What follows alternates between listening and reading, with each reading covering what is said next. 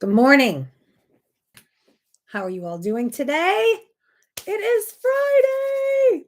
I know why I'm so excited. It's going to be a busy, busy weekend.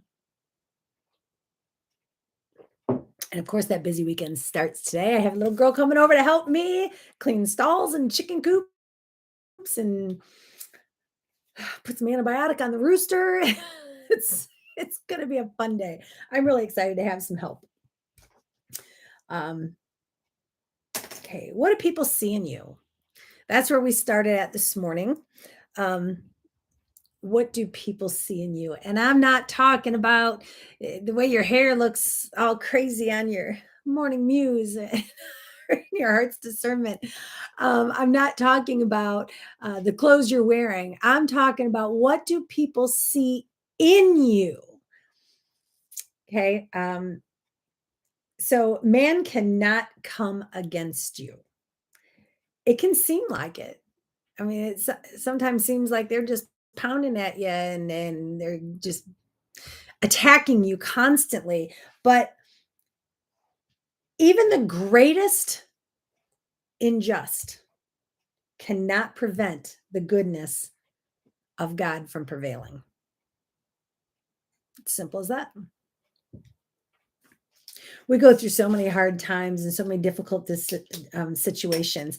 And I'll tell you a little story. So I had a hard time. I've always it's funny because when you're not real close to God, but yet you're saying the prayers and you're like, well, I'll never be that good of a Christian, and I try, but I just can't seem to get away from this or that. And then you work harder every day on getting there and harder on doing the things. All of a sudden, one day, you can look around and go, whoa, he answered this prayer. So blatantly obvious. He answered this prayer and this prayer and this prayer. And you can start seeing the transformation that your prayers have created. I mean, God answered them. It's not, oh, I prayed, so I got this. No, it's not that. It's I prayed and I put my faith. It's not just any longer a prayer. Oh, God, please help me with this. Now it's my friend. I need to talk to you. I need to be close to you and have this conversation with you.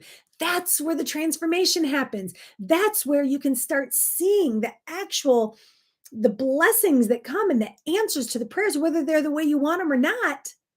But you can also accept if they're not answered the way you want, you can also accept that and say, okay, so now where do I go from here? It's amazing to be able to sit back and just see the blessings. I get to talk about one of the I call it a miracle, but I was I watched this blessing happen and I was just like, wow, guys, it's no joke. When you put your faith and your trust in him,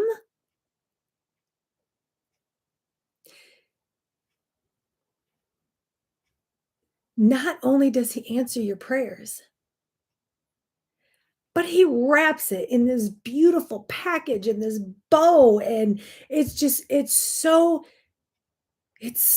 like wrapped in a rainbow sitting on a cloud. To see the blessings unfold in front of your face and you don't go, "Oh, thank God." No, you when you're close to him, you literally go, "God, thank you. That's more beautiful than what I could have asked for. I can't believe how you answered this. I saw it this way, but you answered it in this way." It's so much more glorified because you're believing that he's going to answer the prayer. You're leaning on him. You have a relationship with him. And then he answers it in that relationship way. You can call your mom and say, hey, can you make me some soup?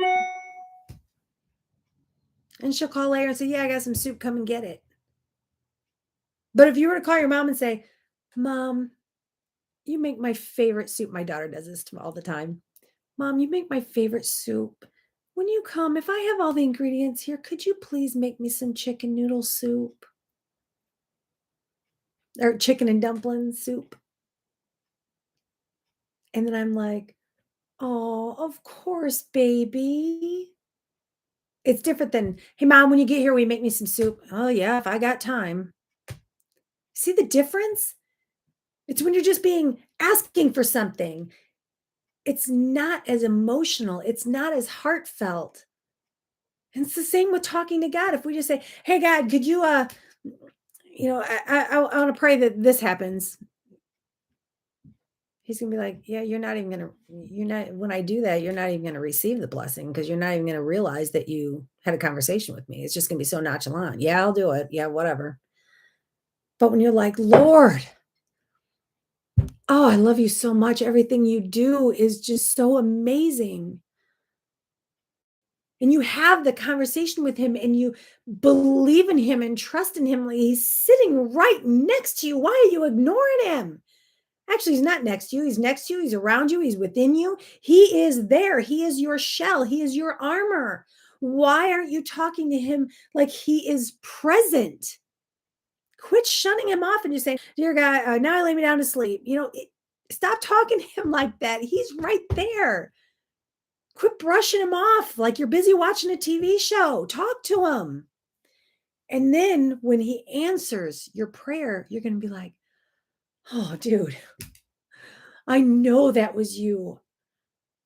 I didn't even ask for it to be that amazing. And look what you did. Thank you so much." See the difference? Wow. I don't even know where that came from. Okay. That was totally off the wall. But that's what people see in you, is what we're talking about. People see how you carry yourself, what your real beliefs are. They can see you. It doesn't matter what they think of you, crazy, indifferent, insecure, whatever they see, whatever it is they're seeing, it doesn't matter what they think of you. I'm talking about, what did they see? Do they see you're on the path to Christ? Do they see you're going to heaven? Do they see that you're loving everybody? I'm just going to read the scripture because I don't even know where this is going. It's just keeps going. John 13. Today I flipped over my little calendar in the bathroom and it said John 13 and I was reading it. I thought, I wonder if my Bible says that, because it was a different version. And so I came in and started reading on it and I got all fired up again. I shouldn't say again. I should say still. So John 13, 31 through 35. So when he had gone out, Jesus said, "Now the Son of Man is glorified, and God is glorified in him. If God is glorified in him, God will also glorify him in himself and glorify him immediately. Little children, I shall be with you a little while longer. You will seek me, and as I said to the Jews, where am I going? Where I am going, you cannot come. So now I say to you, a new commandment I give to you, that you love one another as I have loved you, that you also love one another. By this, all will know that you are my disciples, if you have love for one another." It says it right there, guys. The new commandment I give to you, that you love one another as I have loved you. By this, by doing this, by loving one another, this all will know that you are my disciples. You have to love people for them to see Jesus in you. That's what this Bible is about. That's what God is all about. That's what this whole thing is about. It's about loving one another. We have to be loving one another. My disciples, if you have love, by this, all will know that you are my disciples if you have love for one another.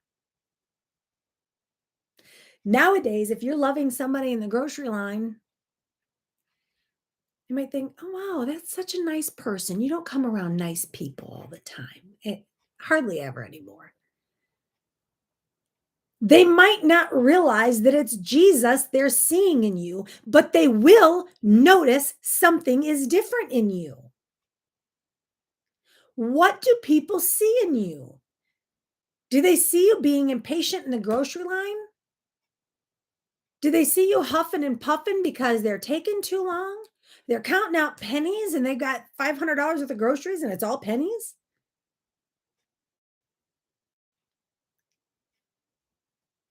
And you're back there going, oh, great, here we go. I always get in the grocery line where the person in front says, no, that's not that price. That was on sale. And they have to do a price check and they got to wait for the person to come get the item, take it back, compare the price, bring it back and answer. I always don't ever get behind me in a grocery line. I am always in that line. I'm always the next person in that line. Always. And it used to be so irritating, like, oh, but how did that make that person in front of me feel? Like maybe they only had, $100 for groceries, and that was gonna put them over the edge if they did not get it on sale. And I'm making them feel even more poor than what they are.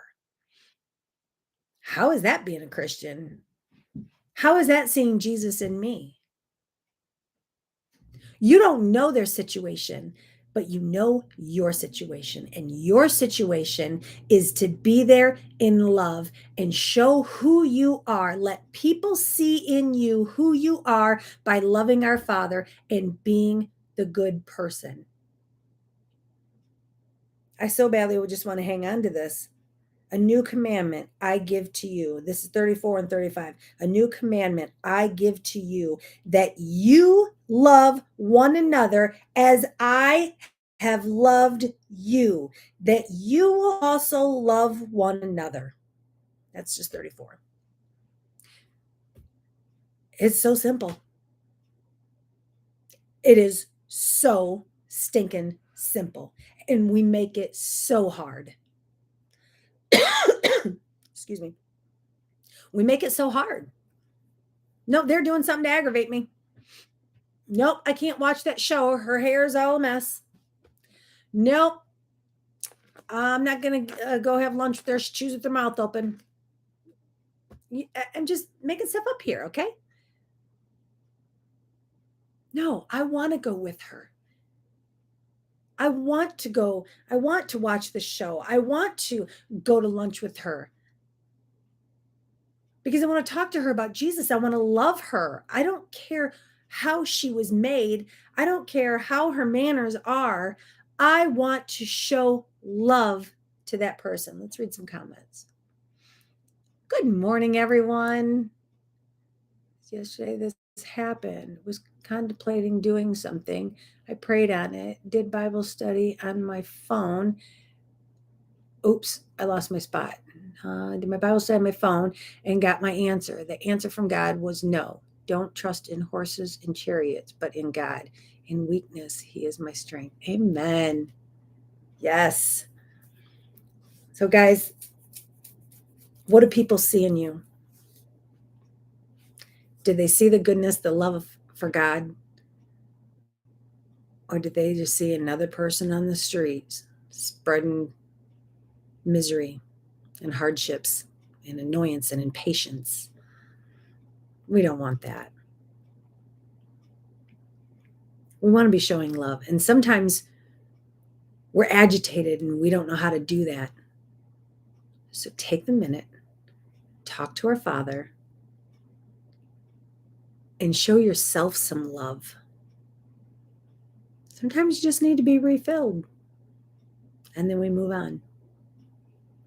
But always do it from a state, what would Jesus do? I mean, I miss those wristbands they used to have, WWJD, what would Jesus do? I think we need to bring those back because that was a constant reminder on the wrists of those kids. What would Jesus do?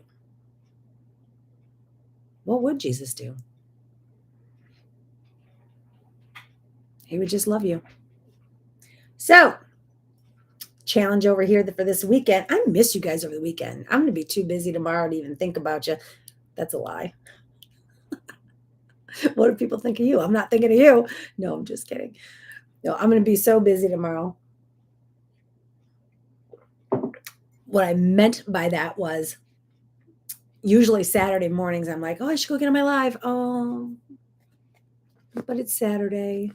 I mean, I need the weekend to regroup and refocus and start studying for the following weekend or for the following week. But this weekend, I'm gonna be so busy that I'm not going to have time to even study to get online. I hope you all understood that. I'm totally not being mean to you. So this weekend, I want to challenge you to just remember who you are at all times. I think I'm going to make myself a shirt that says, um, "Child of the King, sharing my inheritance." I think I'm going to make one because that's what we're doing. We as Christians, we are children of the King.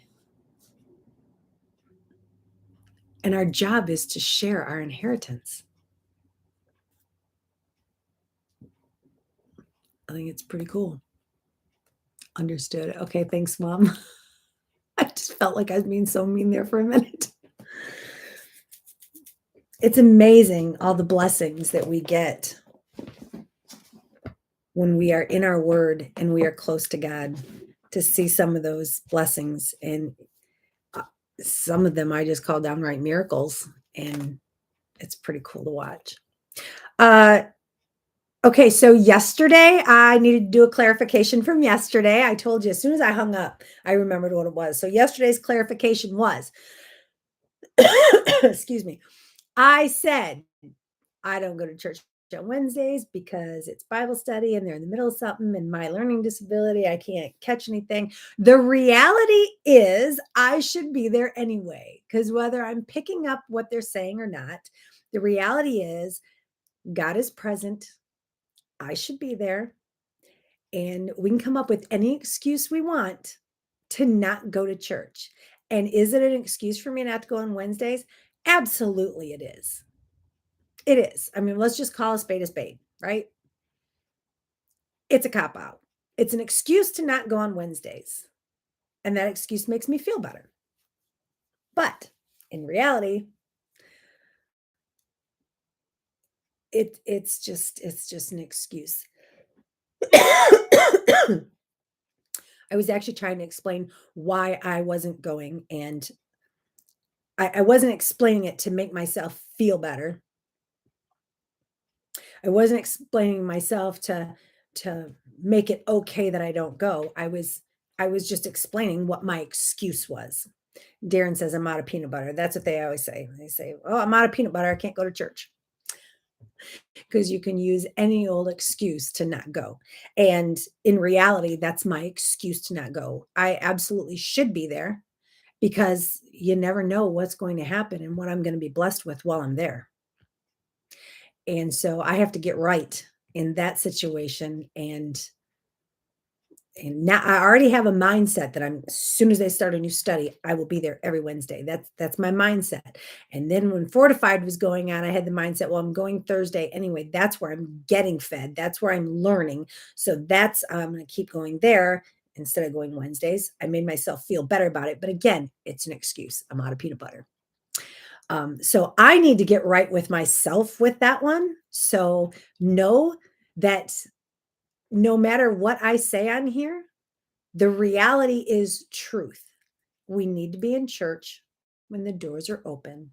We need to keep filling ourselves so we can keep moving forward. If you don't have a home church, there's your challenge. Go try a new church this week. Do some research, make sure, because I'm conflicted there, because some people say it doesn't matter where you go to church, just be in the church. You are there for a reason. But you do have to do a little research, make sure they're a Bible believing church, make sure that they're believing in God, and not discouraging you from asking questions and finding the truth for yourself. We need to be able to do that, but find a church, find a home church. Please stay on Messenger Chapel. We love having you all there on Sunday mornings, Sunday nights, and Wednesdays. But you need to be in a home church. You need to be doing your tithing where you are going to church. If you're unable to go to a church, if you can't physically get out and go to a church, you don't have a car, you don't have health, whatever, then by all means, then you can go ahead and make Messenger Chapel your home church online if you are incapable of going to a church. And then, your tithes and everything can go there. It's fine. I'm just saying, you need to be in church if you can be there. And that goes for me too. Shame on me for needing peanut butter. All right. I've got company coming to help me clean stalls and brush horses and things. So I'm going to get off here. Have a fantastic weekend. The prayer requests are all the same. Let's keep praying for everybody on our list. I love you. Have a fantastic weekend. Bye-bye.